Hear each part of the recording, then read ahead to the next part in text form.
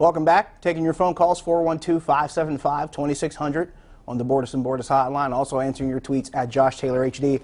Benjamin has a tweet and says, should the Pirates hold on for a likely losing season or trade now and plan ahead? I love the Pirates and just want success now. He also says, I just want to see wins. Seeing the Cubs accomplish what we wanted is frustrating. I have two answers to that.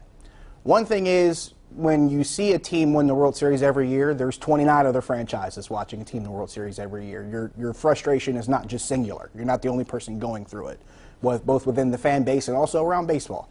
29 other teams fail every year. So that's just part of the odds. That's just how the numbers work. As far as wanting to see the team succeed, I think everybody wants to see the team succeed. Gene, you want to see the Pirates succeed. I don't think that's anything that's out of the ordinary. No, I don't. You don't? Oh, Gene doesn't. So you and Gene are on different sides of the coin. He doesn't want to see success. He doesn't. He's on an entirely different plane. Success, no success, completely dispassionate about it. He's not on board. Now, here's what I'll say to that as far as wanting to see certain things happen. And outside of Gene, everybody wants to see their team succeed. I had a high school teacher way back when you told him that you wanted something, he'd always answer with the same phrase. And people in hell want ice water. That's just kind of how it works. You're not going to get everything you want. That's for any franchise. That's for any fan base. That's in any sport. And I don't mean to be rude or crushing about it. It's just the reality of it all. That's just really how it works. I mean, I think everybody going into every season wants their team to win. But the realization of it all is just it's not going to happen in the way you want it all the time. And that probably just sounds just, way too negative. But sometimes you have to look at it from a realistic standpoint. And that's just kind of where I am on that point. Let's go to Jerry in Hempfield. Jerry, you're on the Nightly Sports Call. Hey, George. Hey, this is for Gene. I'd like to get your opinion, Gene, on I was watching some sports programs this morning, and I guess William McGinnis and some other professional football players who are analysts now, Le'Veon Bell. And they're saying that with this $12 million to give him, Bell might want a lot more signing bonus up front, for a long-term contract. And he is saying that the Steelers are probably thinking, with the last 3 years, him not being, with his problems, not playing and whatever, okay, that if he gets hurt with this money and he's on the sideline, they're going to be thinking, wow, we spent all this money when we could have give him a decent contract and sign well and Avail and the other guys they need.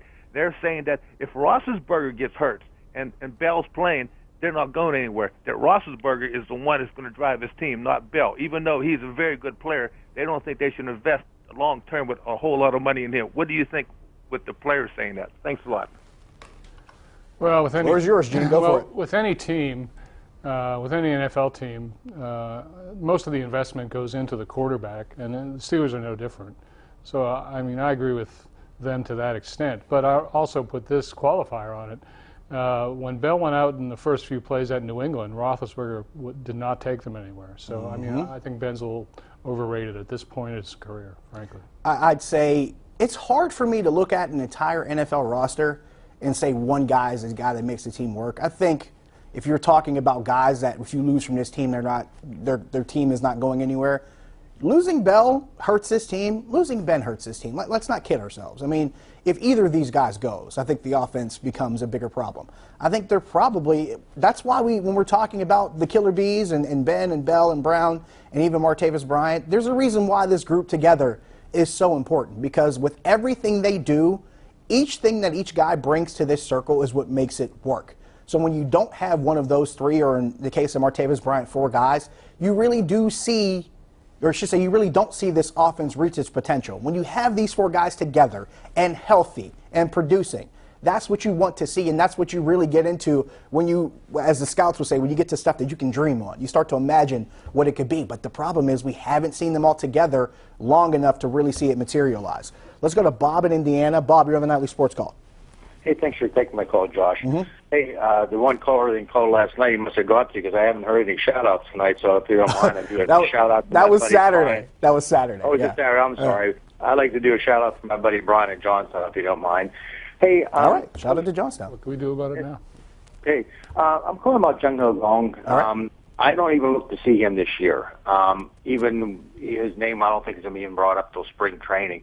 If he does come back from the mess he's in, do the Pirates bother doing anything to resign him? I mean, he's still signed, but do they let him go, or do they try and take a chance on him? What do you think they're going to do? Well, thanks for the call. I believe they have at least another year of him under contract, or is it 2? Am I mistaken here? It might be. A year. I think it's a year or 2. So as far as The him, answer is we don't know on that, but it's really hard to tell. It it depends on so many things that are going on in Korea. What's he doing now?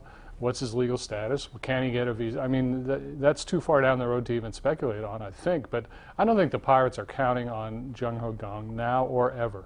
I mean, if they got him back through some kind of maneuvering, diplomatic maneuvering, no matter or regardless of what it was, I think they would think that's a big plus. But I don't think they're counting on him at all. I'm in the same boat. I think they're figuring out if he gets back to the States first, and they'll worry about the rest later.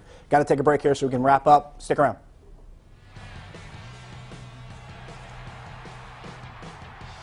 The Allegheny Health Network Nightly Sports Call is brought to you by the Allegheny Health Network and by #1 Cochrane. Go one better.